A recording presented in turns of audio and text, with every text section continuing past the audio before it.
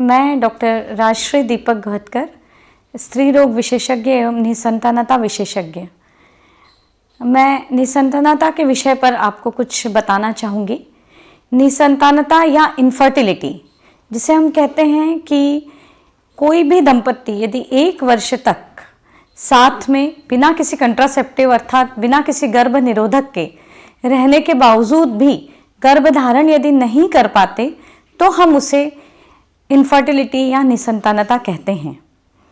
अब यदि हम निसंतानता के बारे में जानें तो ये 3 प्रकार की होती है। एक होती है प्राइमरी, अर्थात यदि किसी स्त्री ने कभी भी गर्भधारण नहीं किया हो तो उसे हम प्राइमरी इनफर्टिलिटी कहते हैं।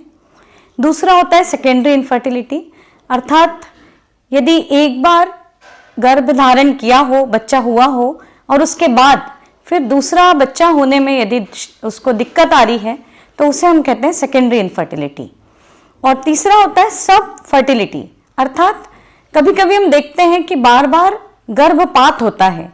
गर्भधारण तो कर पाती है स्त्री, परंतु गर्भपात हो जाता है, पूरा 9 महीने तक एक स्वस्थ शिशु उत्पन्न नहीं हो पाता, तो उसे हम कहते हैं सब फर्टिलिटी। तो इस प्रकार से इनफर्टिलिटी को हम 3 वर्गों में विभाजित करते हैं।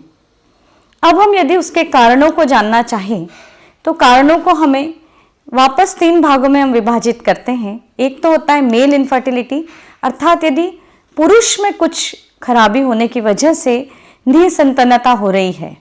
दूसरा होता है स्त्री में कोई परेशानी है, इसकी वजह से इनफर्टिलिटी या निसंतानता हो रही है। और तीसरे कुछ ऐसे कारण होते हैं जिनमें स्त्री और पुरुष दोनों में ही कुछ कमी होने की वजह से निसंतानता या इनफर्टिलिटी की समस्या होती है। और इन समस्याओं के आधार पर ही हम कारणों को जानना चाहते हैं। यदि कारणों का विश्लेषण करें तो पुरुष निसंतानता में जो सर्वाधिक महत्वपूर्ण कारण है वो है पुरुष के वीर्य में कमी होना। वीर्य में अर्थात शुक्राणुओं की संख्या में कमी होना, अथवा जो तीव्र गति से चलने वाले शुक्राणु होते हैं जिसे हम मोटालिटी कहते हैं, वो स्पर्म मोटालिटी में कमी होने की वजह से पुरुष निसंतानता होती है। इसी प्रकार यदि हम स्त्री में कारण जानना चाहें तो कई ऐसे कारण हैं जिसकी वजह से निसंतानता या इनफर्टिलिटी होती है। जैसे कि हम जानते हैं कि स्त्री के जो जननांग होते हैं उसमें यूट्रस या गर्भाशय, ट्यूब या जिसे हम गर्भाशय की नली कहते हैं, और तीसरा सबसे इम्पॉर्टेंट जो ऑर्गन है वो है ओवरी अर्थात अंडाशय। तो यदि हम इन तीनों भागों में देखें तो इनमें जो भी कारण होते हैं उनमें कुछ परेशानी होने की वजह से ही निसंतानता या इनफर्टिलिटी होती है। अब हम यदि शुरुआत से देखें तो कभी कभी एनाटॉमिकल डिफेक्ट अर्थात शारीरिक संरचना में कोई खराबी होने की वजह से स्त्री में जन्मजात ही स्त्री की जो गर्भाशय है उसमें कोई खराबी होने की वजह से भी निसंतानता या इनफर्टिलिटी होती है। इसमें प्रमुख है, कभी कभी यहाँ तक देखा जाता है कि जन्मजात गर्भाशय बना ही नहीं, उस स्थिति में उस स्त्री को मासिक धर्म भी नहीं होता है और इनफर्टिलिटी होती है। इसके बाद जन्मजात गर्भाशय में जो आकार है उसमें कुछ खराबी होने से, जैसे गर्भाशय के अंदर पर्दा होना जिसे हम यूट्राइन सेप्टा कहते हैं, या गर्भाशय 2 में विभाजित होना जिसे हम यूट्रस डाइडेल्फस कहते हैं, या जन्म से ही गर्भाशय छोटा होना जिसे हम यूनिकॉर्नुएट यूट्रस कहते हैं। इस प्रकार के कुछ एनाटॉमिकल या शारीरिक संरचना की वजह से कुछ डिफेक्ट होने से भी इनफर्टिलिटी या निसंतानता होती है। इसके बाद हम यदि ट्यूब या ये देखें कि जो नलियां हैं उनमें यदि ब्लॉक है, उनमें कोई रुकावट है, तो उसकी वजह से भी निसंतानता या इनफर्टिलिटी होगी। और फिर जो सबसे महत्वपूर्ण अंग है वो है ओवरी या अंडाशय, क्योंकि उसमें स्त्री बीज बनता है। अंडा अर्थात स्त्री बीज ओवरी में बनता है। तो यदि ओवरी या अंडकोश में किसी भी तरह की परेशानी होगी, और उसमें सर्वाधिक महत्वपूर्ण है हार्मोन्स का डिस्टर्बेंस, जिसकी वजह से समय पे अंडकोश में अंडा विकसित नहीं होना या कम अंडा विकसित होना, ये सारे कारण आते हैं। तो इन कारणों के हिसाब से ही हम इस दंपत्ति को जिसमें इनफर्टिलिटी है या निसंतानता है इन्वेस्टिगेट करते हैं। अब यदि हम इन्वेस्टिगेशन या जांचों के ऊपर प्रकाश डालना चाहें तो उसमें भी हमें स्त्री और पुरुष दोनों की ही जांचें करना अत्यंत आवश्यक होता है। पुरुष में हम जो सबसे महत्वपूर्ण जांच है वो है वीर्य की संपूर्ण जांच, जिसमें हम वीर्य में देखते हैं कि नंबर ऑफ स्पर्म्स या टोटल शुक्राणु कितने हैं, तीव्र गति से घूमने वाले शुक्राणुओं की संख्या कितनी है, मॉर्फोलॉजी अर्थात संरचना के हिसाब से जो शुक्राणु हैं वो नॉर्मल हैं या उनमें कोई एबनॉर्मलिटी है। पुरुष की वीर्य की जांच के पश्चात यदि उसमें हमें कोई खराबी प्राप्त नहीं होती है तो हम फिर स्त्री की कुछ विशेष जांचें कराते हैं। शुरुआती जांचें या बेसिक इन्वेस्टिगेशंस में सबसे इम्पॉर्टेंट है स्त्री की सोनोग्राफी, अल्ट्रासाउंड, और उसमें भी इम्पॉर्टेंट है ट्रांसवजाइनल अर्थात अंदर से जो आंतरिक रूप से जो हम सोनोग्राफी करते हैं उसमें हम देखते हैं कि बच्चेदानी अच्छी तरीके से विकसित है, बच्चेदानी के अंदर की सतह जिसे हम एंडोमेट्रियम कहते हैं वो प्रॉपरली विकसित हुई है या नहीं हुई है। उसके साथ ही अंडकोश को देखते हैं, ओवरी को देखते हैं, उसमें प्रॉपर एग डेवलप हो रहा है नहीं हो रहा है। ये सारी चीज़ें सोनोग्राफी द्वारा हमें पता लग जाती हैं। ये पता करने के बाद जो अगली जांच आती है वो आती है नलियों की जांच या ट्यूब की जांच। ट्यूब में कोई रुकावट तो नहीं, यह देखने के लिए जो एक विशेष प्रकार की जांच होती है उसे हम कहते हैं HSG, हिस्टेरोसाल्पिंजोग्राफी, या सोनोग्राफी द्वारा यदि हम उसे देखते हैं तो उसको कहते हैं सोनोसाल्पिंजोग्राफी।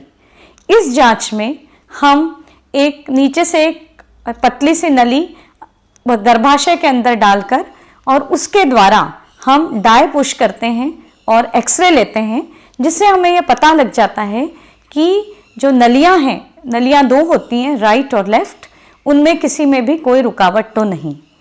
इस जांच के पश्चात जो अगली जांच होती है वो है अंडकोश में अंडे बनने की जांच।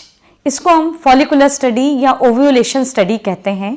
यह माहवारी के 90 दिन से चालू की जाती है और एक एक दो दिन छोड़कर हमको लगातार इस जांच को करना पड़ता है, यह देखने के लिए कि अंडा किस तरीके से विकसित हो रहा है और विकसित जो अंडा है वो अंडकोश के बाहर विसर्जित हुआ या नहीं, जिसे हम कहते हैं ओव्यूलेशन।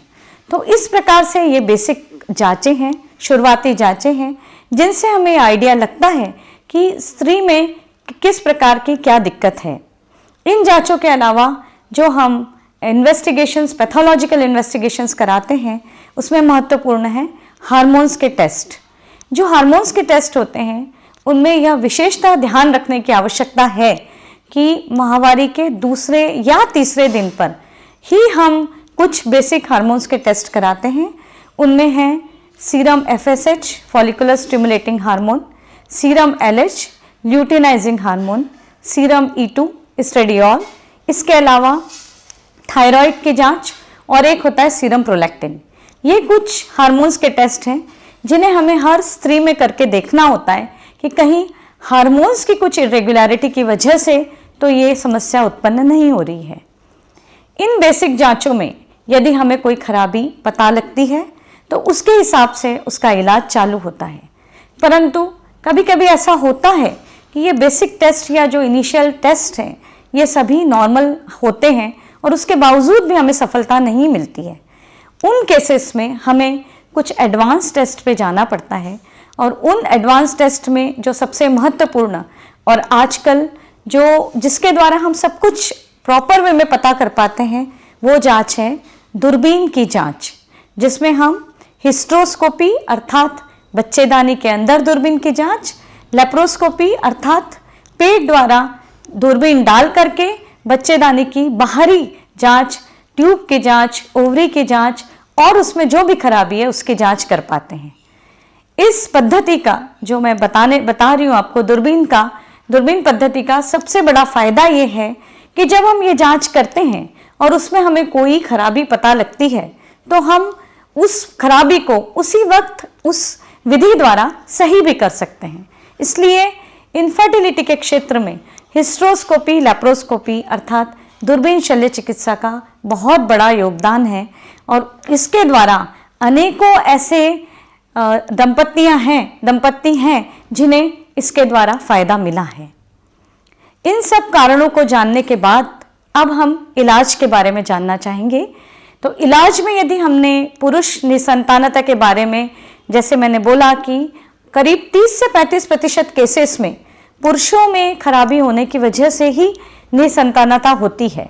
तो उनकी शुक्राणु की जांच करने के बाद यदि शुक्राणुओं की संख्या कम है या तीव्र गति से घूमने वाले शुक्राणुओं की संख्या कम है तो उसके हिसाब से उन्हें ट्रीटमेंट दिया जाता है। मेडिकल ट्रीटमेंट अवेलेबल है जो कि करीब 3 से 4 महीने तक दिया जाता है, परंतु उसके पश्चात भी यदि मेडिकल ट्रीटमेंट से हमें सफलता नहीं मिलती तो उसके आगे का इलाज है कृत्रिम गर्भाधान या IUI, इंट्रा यूटेराइन इंसेमिनेशन।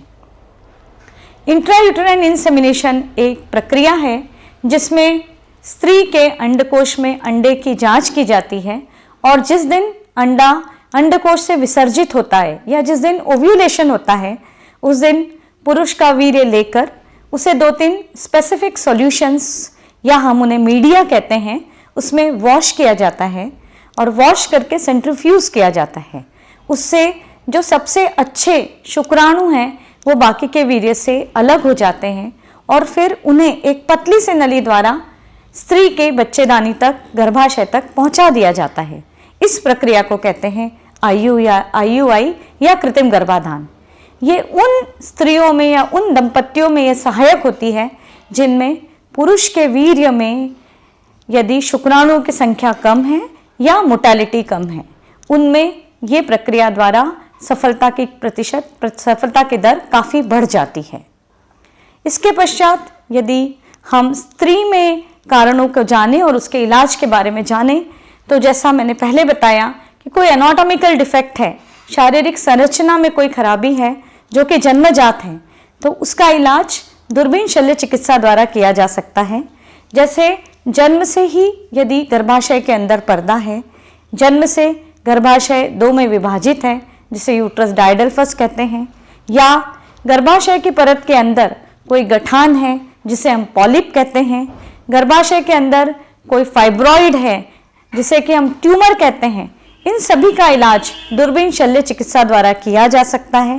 गर्भाशय के पर्दे को हिस्ट्रोस्कोपिक सेप्टल रिसेक्शन द्वारा हटाया जाता है। गर्भाशय के गठान को भी दूरबीन शल्य चिकित्सा द्वारा हटाया जा सकता है। इसी तरीके से यदि ट्यूब में रुकावट है, ट्यूबें बंद हैं, दोनों नलियों में रुकावट है, तो उसे भी हम दूरबीन शल्य चिकित्सा द्वारा हटा सकते हैं, जिसे हम हिस्ट्रोस्कोपिक कैन्युलेशन कहते हैं। करीब 80 से 90% केसेस में दूरबीन शल्य चिकित्सा द्वारा ट्यूब को खोलने में सफलता मिल जाती है, परंतु कुछ ऐसे केसेस भी होते हैं जिनमें ट्यूब या नलियां पूरी तरीके से खराब हो चुकी है। उन केसेस में दूरबीन शल्य चिकित्सा के बावजूद भी नलियां नहीं खुल पाती हैं और फिर उन केसेस में हमको टेस्ट ट्यूब बेबी या IVF के इलाज पे जाना पड़ता है। इसी तरीके से यदि ओवरी या अंडाशय के हम हार्मोन्स के बारे में जानें तो जो हार्मोन्स का डिस्टर्बेंस है उसके हिसाब से, उसके अकॉर्डिंगली हमें हार्मोन्स का ट्रीटमेंट देना होता है। यदि हार्मोन्स के अलावा ओवरी में कोई गठान है या पॉलीसिस्टिक ओवेरियन सिंड्रोम एक बीमारी होती है जिसमें अंडकोश में अंडे समय से नहीं विकसित होते हैं, इन सब केसेस में भी दूरबीन शल्य चिकित्सा द्वारा उस गठान को हटाया जा सकता है। या पॉलीसिस्टिक ओवेरियन डिजीज़ के केसेस में हम ओवेरियन ड्रिलिंग करते हैं और उसके बाद अंडकोश में अंडे विकसित होने की दवाइयाँ या हार्मोन्स के इंजेक्शन देने से हमें इसमें सफलता मिलती है। इन सभी इलाजों के बावजूद भी यदि किसी दंपत्ति को सफलता नहीं मिले तो जो एडवांस टेक्निक्स अब अवेलेबल हैं वो है टेस्ट ट्यूब बेबी या IVF की प्रक्रिया। IVF या टेस्ट ट्यूब बेबी की प्रक्रिया उन स्त्री पुरुषों में आवश्यक हो जाती है जिनमें शुक्राणुओं की संख्या पुरुष में अत्यधिक कम है।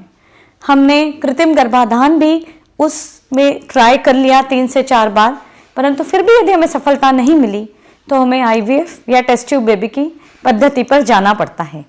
इसी तरीके से यदि दोनों ट्यूब खराब हो चुकी है तो उस कंडीशन में भी आईवीएफ की पद्धति पर ही हमको जाना पड़ता है। इसके अलावा स्त्री में एक और बीमारी होती है जिसे कहते हैं एंडोमेट्रियोसिस। ये बीमारी जब एडवांस स्टेज, जिसे हम ग्रेड 3 या ग्रेड 4 एडवांस स्टेज कहते हैं, उस स्टेज पर हो तो उस कंडीशन में भी टेस्ट ट्यूब बेबी या आईवीएफ की प्रक्रिया द्वारा ही सफलता मिल पाती है। आईवीएफ या टेस्ट ट्यूब बेबी की प्रक्रिया, जिसे कॉमन भाषा में टेस्ट ट्यूब बेबी कहते हैं या परख नली शिशु कहते हैं, उसमें किया ये जाता है कि हार्मोन्स के इंजेक्शन स्त्री को दिए जाते हैं जिससे उसके दोनों अंडकोश में ज़्यादा से ज़्यादा अंडे विकसित हों और फिर उन अंडों को सोनोग्राफी से देखते हुए नीचे से ही बाहर निकाल लिया जाता है। उसी समय पुरुष का वीर्य लेकर के उससे भी अच्छे शुक्राणुओं को अलग किया जाता है और ये जो अच्छे अंडे और अच्छे शुक्राणु दोनों को ही एम्ब्रियोलॉजी लैब होती है जिसमें हम ट्रांसफ़र करते हैं, वहाँ पर इनको मिलाने की या फर्टिलाइजेशन की प्रक्रिया की जाती है और फिर जो फर्टिलाइज्ड एग है उसे एक और मशीन होती है जिसे इनक्यूबेटर कहते हैं, उसमें रखा जाता है। इनक्यूबेटर में प्रेशर, टेम्परेचर और बाकी सारा वातावरण वैसा ही होता है जैसा एक ह्यूमन यूट्रस या गर्भाशय के अंदर होता है। उसमें 3 से 4 दिन का भ्रूण विकसित किया जाता है और फिर उस भ्रूण को सोनोग्राफी से देखते हुए बच्चेदानी के अंदर की सतह पर रखा जाता है। ये है परख नली शिशु की प्रक्रिया।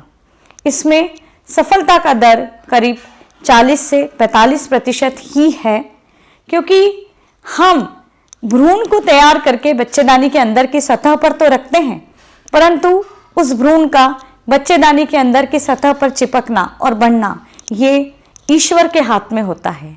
और इसीलिए यह कहा जाता है कि निसंतानता या इनफर्टिलिटी के क्षेत्र में विज्ञान कितना भी विकसित हो जाए, परंतु 100% या गारंटी किसी भी केस में हम चिकित्सकों के बस का नहीं है। ईश्वर की कृपा इसमें अत्यधिक आवश्यक है।